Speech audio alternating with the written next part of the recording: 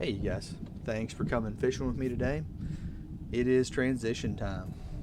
It's early February here in North Louisiana. You can see my jigs dropping down. I have them highlighted right there in yellow. That's a weight on the top and a jig below it, and that's my normal setup.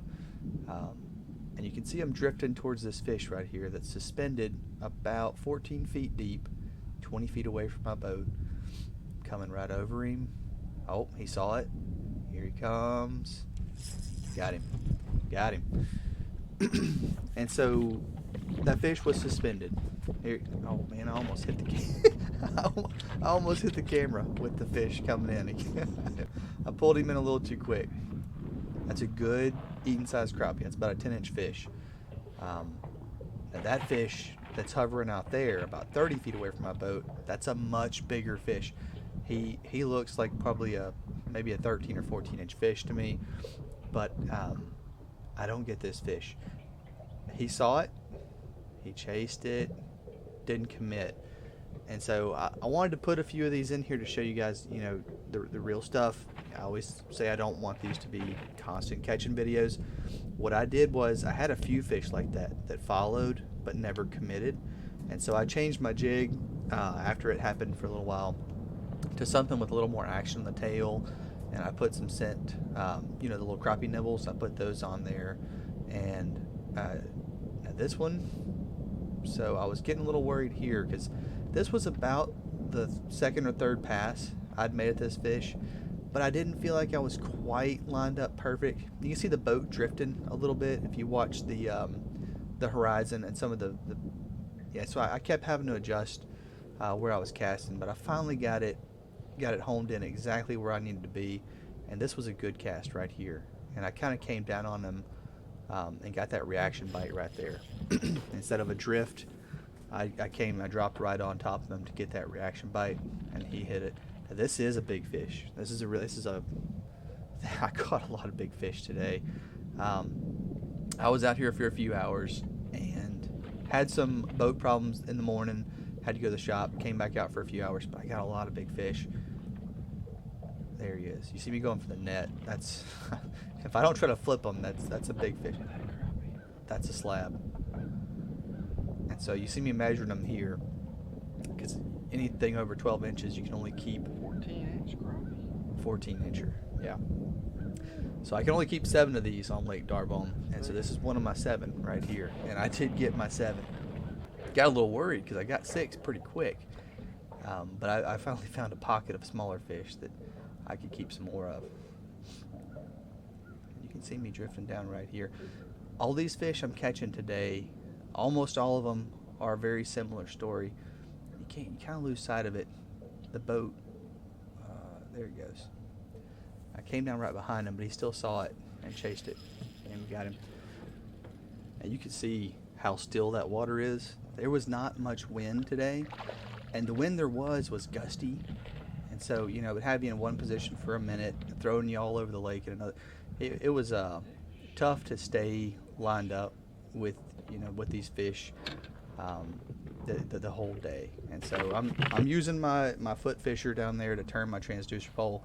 I know I've told you guys about it before, but if you have trouble, if you want to steer your transducer pole with your foot, check it out. It's called the Foot Fisher.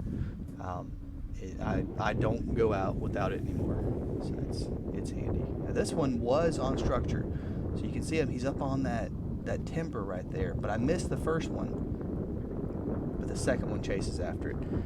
It's hard to see. There he is. He got it. It was hard to see that. You see that first timber right there? It's like 15 feet away from the boat, or maybe 10 now. I think that piece of timber was cast in a shadow, or a shadow with the beam. It wasn't letting me see the fish is clear behind it, and that's kind of what was messing up that signal behind them there for a moment. This is another. Look at this. Like I said, 14-inch crappie. another 14-inch crappie. That's a slab right there. Look at that big fish. I got 6 of these today, guys. 6 fish over 14. I think this is the first time I've caught that many big fish like that. That was a lot of big fish. Just big crappie. But I didn't get any that were over 2 pounds, but one of them that was 1.9. Let's see, here's another fish. I came in here to this timber just for a little bit to see how active these fish and if they were laying up on the timber yet. Not many were, and I'd say this one chased. Here he comes. Yeah, he got it. I'd say 1 in every 4 or 5 fish were active on the timber, and they weren't really in here real thick, so I didn't stay on them too much for very long in here. I pushed back out to the deeper water and started chasing those suspended fish. They were more active, and there were more of them out there. But probably by now, you know, I took this video early September or early February. It was like February 4th, February 5th, something like that. It's big. There he is. It's another big fish. A lot of big ones. But I took it very early February. 3 of them. Another 14-inch crappie. Yeah, that's a big fish. Yeah. But I took it early February. These fish are gonna push in. My kind of rule of thumb is 50 yards every week. Now, it's not always true, but I usually think, all right, if they're on the edge of the channel this week, next week they'll push in 50 yards. The week after that, it's another 50, et cetera, et cetera. And you can kind of that's usually what I go off of. And so I almost always start on the edge of the channel anyway, and I push in. But you know, I know if I'm catching them here the first week of February, by the end of February, they're going to be getting closer to the bank, if not on the bank, because they'll push in 50 to 100, you know, every week, depending on the weather. We've had some unseasonably warm weather, and so they may be pushing in a little bit faster, but you know, those cold weekends and whatnot will make them drop. Transition time is a tough time to fish, especially without this new fangled sonar. You kind of got to figure out where they are. But if you guys are watching this and you're local to Lake Darbonne, this is probably where they are. Go find the edge of the channel. They're probably still suspending right now, and you'll be able to catch them like this for a good while. Like I'd say till mid-February, you'll be able to catch them on the edge of that channel. Just drag some jigs and shiners around until you figure out where they are, and then you'll be able to load the boat, or at least get your 7 big ones. Here's another one that was on that, towards the bottom of that timber.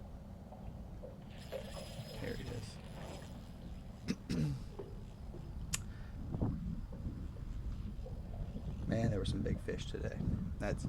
I've had some boat issues, and that's not a big. That's a normal size crappie. That's probably a 10 or maybe a 10 or 11-inch crappie, which that's on Lake Darbonne. I get excited about these because I can keep a bunch of them, and that's what I'm trying to do is have a fish fry. Yeah, 10 and a half. That's what 10 and a half incher. But it was a really pretty day out here. We've had some weather coming up in like the mid 70s, which has just been perfect. Perfect days for fishing. Now this, I normally don't target fish in the bottom. I think I've said it before. I don't target fish in the bottom on Lake Darbonne, and this is why. Because about 1 out of every 2 that I target and then I'll catch winds up being one of these right here. And you can see this guy's, you know, pulling out drag and going crazy down there. You can see him down there fighting right now. Yeah, that is not a crappie. That's a freshwater drum. We call them gaspergoo here in North Louisiana. That's kind of the colloquial term. But it's a freshwater drum, and man, these guys will make a mess, bend your hooks, and they get really, really big. They are fun to catch as they get big, but I don't eat them, and so I usually don't fish on the bottom because there's so many of these things on Lake Darbonne that I try to avoid the bottom most of the time to avoid catching a lot of those things right there. But it is kind of fun to catch the big ones though. You can see you probably see what I'm targeting right now, right? So there's that suspended fish, and it's almost under me. It's 5 feet away from the boat.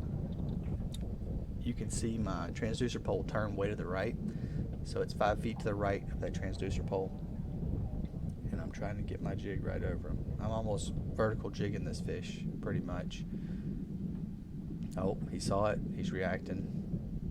Here he comes. There he is. That's a big fish. That's a really big fish. I always get nervous when I catch a lot of these big fish right off the bat because it might mean my fishing day is over real quick. But wasn't the case this time out. Like I said, I went up catching 6 big ones and then a lot of other small ones. But this is the last one on this video, guys, and that's another 14-inch crappie. That's a big Lake Darbonne crappie right there. Thank y'all for watching. I'm gonna put out another one of these pretty soon. It's about to be spawn time. These fish are pushing in a little early this year, so it should be on. I'd say we got about another 3 weeks, 4 weeks, and they're gonna be on the bank. So I'd look for last week of February is when I'm gonna start looking at the banks. All right, good luck out there, everybody. Thank y'all for watching.